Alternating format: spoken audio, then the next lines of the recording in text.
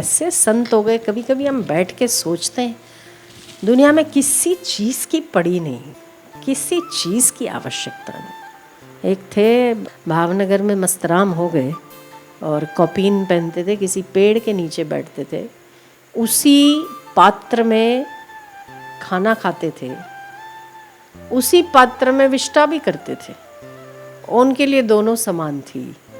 ठीक है, किसी एक व्यक्ति ने बड़ी श्रद्धापूर्वक उनको प्रणाम किया और उसका हृदय शुद्ध होगा, उसको अनुभव हुआ कि ये चलता फिरता ब्रह्म है, तो इसकी सब चीज़ें ब्रह्म है। जिसका हृदय अगर भगवान से या महापुरुषों से एकमेक हो जाता है, उसकी सारी चीज़ें उसमें उतरने लगती है। तो हर रोज़ उसका एक ही नियम था, आना, महाराज जी को प्रणाम करना, थोड़ी देर बैठना, महाराज जी कुछ बोले तो ठीक है, नहीं बोले तो उठकर अपना प्रणाम करके चले जाना। करते करते उसकी श्रद्धा क्या बनी, वो एक टक देखता रहता था, एक टक देखता रहता था। तो एक बार उन्होंने उसमें मल त्याग किया था, उसी पात्र को उसको सरका दिया और उसने बड़े प्रेम से उसको सिर पे लगाया और ले गया घर।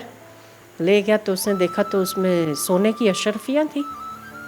उसने सोचा ये क्या हो गया, मैं लाया क्या था और ले क्या। वो वापस दौड़ा। उसने कहा महाराज मुझे इसकी तो आवश्यकता ही नहीं, आपने मुझे ये दिया।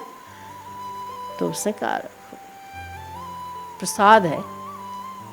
वो पत्नी को दे के आया, फिर खाली पात्र ले आया और फिर उसने कहा महाराज जिस वास्तविकता में आप जगे हैं, जिस असलियत को आप जानते हैं, जिसमें आपकी विष्ठा भी स्वर्ण मुद्रा है, मुझे इस पात्र में वो डाल कर दे दीजिए।